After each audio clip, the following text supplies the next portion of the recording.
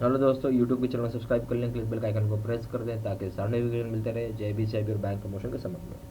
यहाँ पहला सवाल है सीआईबी एबीएम का मॉक टेस्ट नंबर 1 है।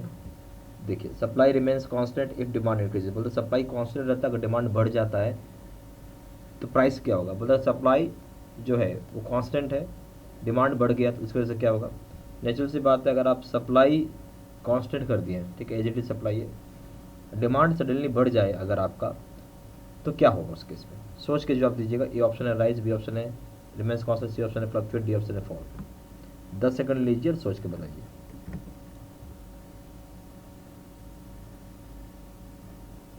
ठीक है, इसका सही जवाब क्या हो जाएगा, ए यानी बढ़ेगा। क्यों बढ़ेगा। अब देखिए, सप्लाई जो था वो क्या था, यहाँ पे कांस्टेंट कर दिया आपने, एज इट इज छोड़ दिया, डिमांड को आपने बढ़ा दिया। डिमांड क्या हो गया, यानी डिमांड जो है आपका बढ़ गया। ठीक है, अगर डिमांड बढ़ गया है, ठीक है, सप्लाई उतना का उतना ही है, उतना का उतना, डिमांड बढ़ गया, लोग ज़्यादा चाहते हैं, तो निश्चित सी बात है कि प्राइस उसकी महंगी हो जाएगी, क्योंकि खरीदार ज़्यादा है। प्राइस क्यों महंगी होगी कि कस्टमर्स ज़्यादा हो गए। डिमांड कैसे ज़्यादा हो गए, कस्टमर ने डिमांड किया होगा, यानी कस्टमर आपके पास ज़्यादा हो गए। ठीक है, तो इस वजह से आपको बोल सकते हैं कि उसकी वजह से प्राइस बढ़ रहा है आपका। ठीक है, सही ऑप्शन हो जाएगा A. Question number 2, perfect competition is said to exist if. बोलते हैं परफेक्ट कंपटीशन वही एग्जिस्ट करता है जहाँ पे, ए ऑप्शन है देयर आर होमोजेनस प्रोडक्ट्स, अगर प्रोडक्ट्स होमोजेनस हो। बी ऑप्शन है each firm in the industry accept the market price because it has to accept it. बोलते हैं हर एक फर्म को मार्केट इंडस्ट्री में या इंडस्ट्री जो होता है वहाँ एक्सेप्ट करना पड़ता है जो भी मार्केट प्राइस होगा, क्योंकि उसे एक्सेप्ट करना ही पड़ेगा, कोई ऑप्शन नहीं है। डी सी ऑप्शन है price is fixed but not by A firm. Price जो है फिक्स्ड किया हुआ है, ना कि फर्म के द्वारा। जो प्राइस फिक्स किया फर्म के द्वारा वो फिक्स नहीं है। D option all the above. अब आप सोच के बताइए इसमें क्या ऑप्शन होगा। परफेक्ट कंपटीशन का मतलब क्या है। 10 सेकंड लीजिए, सोच के बताइए।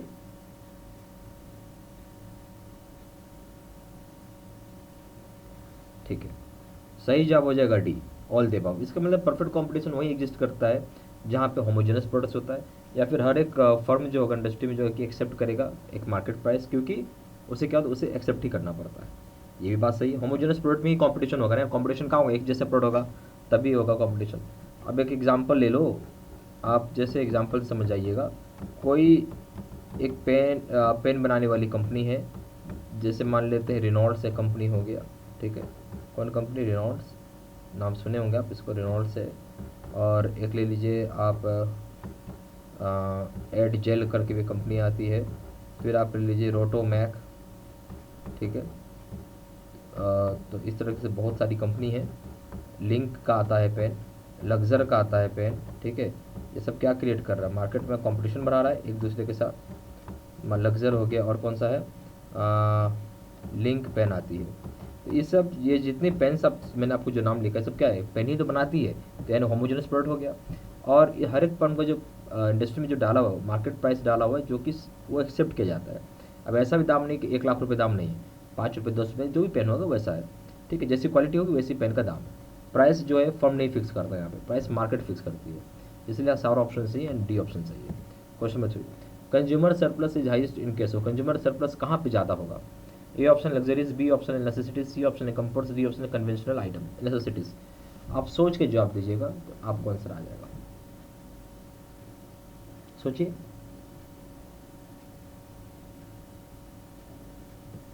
जी, इसका सही आंसर हो जाएगा क्या, बी हो जाएगा नेसेसिटीज। देखिए, कंज्यूमर सरप्लस जो आप हम लोग जो यहाँ देख रहे हैं, कंज्यूमर की जो सरप्लस है वो सबसे ज़्यादा कहाँ होगी।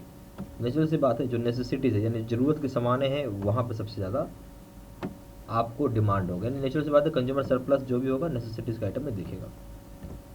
Question 4, a given goods is one for which in response to small changes in price. बोलते हैं गिवन गुड्स उसको बोलते हैं जहाँ एक छोटा रिस्पॉन्स भी होता है जो चेंज होता है प्राइस के साथ, वहाँ क्या होगा। ए ऑप्शन है a zero income effect is just outweighed by a positive substitution effect. B option है negative income effect is just outweigh by positive substitution effect. C option है zero income effect is matched by a zero substitution effect. D option है a negative income effect outweigh any substitution effect. क्या option होना चाहिए आपकी समझ से।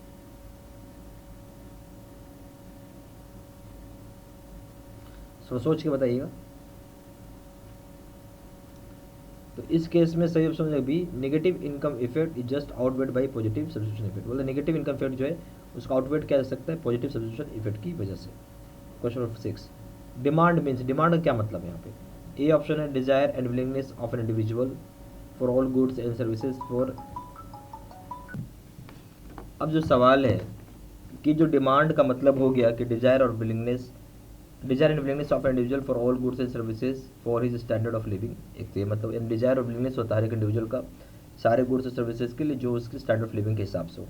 B option है desire ability and willingness of an individual to purchase goods and services at a given time and price. बोलते हैं जो डिजायर होता है कि एबिलिटी होती है, विलिंगनेस होती है किसी भी इंडिविजुअल का जहाँ पे परचेज करेगा गुड्स और सर्विसेज को किसी भी गिवन टाइम पे प्राइस पे। सी ऑप्शन है बोथ ए एंड बी, दोनों ऑप्शन सही है, यानी सी बोल रहा है ए एंड बी दोनों ऑप्शन सही होगा। डी बोल रहा है नन ऑफ द अबव। तो आपके समझ से क्या होना चाहिए? 5 सेकंड लीजिए, सोच के बताइए। ठीक है, इसका तो सही जवाब होगा बी, यानी जो डिजायर होती है और जो एबिलिटी और विलिंगनेस होती है किसी भी इंडिविजुअल का जो कि परचेज करेगा गुड्स और सर्विसेज किसी भी गिवन टाइम को और प्राइस को, वो मतलब होता है यहाँ पे डिमांड के साथ, यानी बी ऑप्शन सही है। Question number 7, the demand function for a community is defined as. बोले डिमांड फंक्शन जो किसी भी कम्युनिटी का होता है क्या डिफाइन किया हुआ रहता है? ये ऑप्शन है quantity demanded as a function of the goods on price, the price of substitute and the buyer's income. B option है price of substitutes as a functions of the goods on price. C option है quantity demanded as a function of the price of other goods. D option all the above.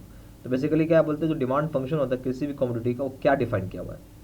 ठीक है, जैसे मैं ए option बोला कि quantity demanded as a function, जो quantity demand क्या है फंक्शन होगा गुड्स का, उसके प्राइस का और उसके खुद के प्राइस का, जो प्राइस होगा सब्स्टिट्यूट करेगा बायर्स का इनकम को। बी ऑप्शन बता रहा है कि जो प्राइस होगा सब्स्टिट्यूट्स का फंक्शन होगा गुड्स जो उसके खुद के प्राइस जो होंगे। सी ऑप्शन है क्वांटिटी डिमांडेड जो होगा फंक्शन होगा प्राइस का जो दूसरे प्रोडक्ट्स का होगा। D option all the above. आपके समझ से क्या होना चाहिए बताइए?